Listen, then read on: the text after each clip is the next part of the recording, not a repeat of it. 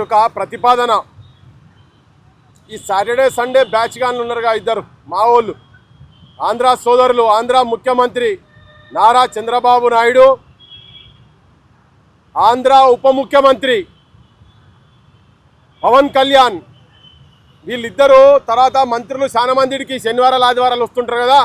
ఈసారి వచ్చేటప్పుడు మీరు ఎందుకు ఏ ఆధారాలతో తీసుకుపోయినరో, ఆయన నిజంగా మాట అన్నాడా లేదా అనేది, మీరు ఏ ఫంక్షన్ హాల్ బుక్ చేస్తారో, ఏ టీవీల కాడ నిలబడతారో, మీ ఇంటికాడికి రమ్మంటే మీ ఇంటికాడికి మీడియా జర్నలిస్ట్గా మొత్తం వచ్చి మీ ఇంటికాడ కూర్చోమంటే కూర్చుంటాం.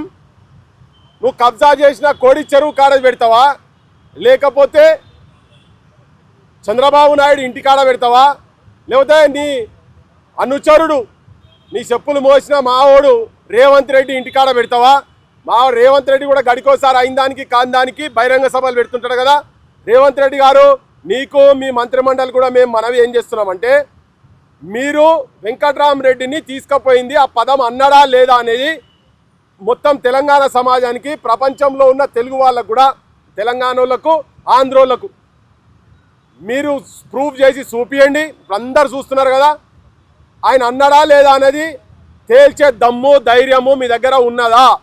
పెద్ద పెద్ద ప్రకటనలు ఇచ్చుకుంటారు కదా పేపర్లల్లా, మీ భూ కుంభకోణాలు అన్నీ మా దగ్గర ఉన్నాయి, మా చిట్టపత్రం అంతా మేము బయట పెడతాం. కానీ ఈ అంశం మీద మీకు ధైర్యం ఉంటే, మళ్ళా చెప్తున్నా, చంద్రబాబు నాయుడు శిష్యుడు రేవంత్ రెడ్డి, ఇద్దరు 2 రాష్ట్రాల ముఖ్యమంత్రులు కదా, మీరు ఆ రికార్డ్ ఏందో ప్రజలకు బయట పెట్టండి. ఆయన నిజంగా అని ఉంటే, ఆయన అనలేదు, మేము చూసినాం, అందరు చూసారు, వాళ్ళకెరక దొంగ కేసులను తీసుకుపోయి తెలంగాణ ఆడిబిడ్డను అవమానపరిచి తీసుకుపోయింది కదా, అది తీసుకుపోయి మీరు బహిరంగ ప్లాట్ఫామ్ మీద తెలంగాణ సెక్రటేరియట్ దగ్గర పెడతారా, అసెంబ్లీ కాడ పెడతారా, అమర్ల స్తూపం కాడ పెడతావా? రేవంత్ రెడ్డి తీసుకొచ్చి, ఒకవేళ అది నిజంగానే కనుక అనేది ఉంటే దీని ముంగట్నే ఆహుతైతం మేము. లేకుంటే బిడ్డ, నిన్ను రేవంత్ రెడ్డి, తెలంగాణ నిన్ను రాజకీయంగా బొందబెట్టబోతున్నది.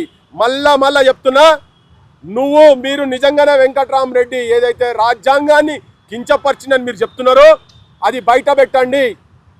లేకుంటే బరాబర్ మీరు ఆల్రెడీ దోషులే. ఇప్పుడు మళ్ళీ చెప్తున్నాం, మీరు దోషులే, మీరు పెట్టలేరు ఆ పని, మీరు పెట్టలేరు. ఎందుకంటే మీరు చేస్తున్న తప్పు, అబద్ధము, దొంగ కేసులు, మీరు చీకటి మనుషులు, మీది చీకటి రాజ్యము, మీరు రియల్ ఎస్టేట్ బ్రోకర్ గాన్లు, మీరు తెలంగాణ ఆస్తుల మీద దండయాత్ర చేసినటువంటి దుర్మార్గులు మీరని తెలంగాణ ప్రజలకు మేము చెప్పబోతున్నాం.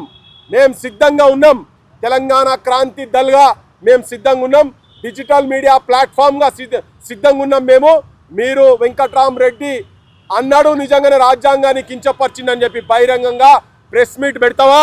రేవంత్ రెడ్డి పెడతారా, చంద్రబాబు నాయుడు పెడతారా, పవన్ కళ్యాణ్ పెడతారా? మేము వేచి చూస్తాం. జై తెలంగాణ.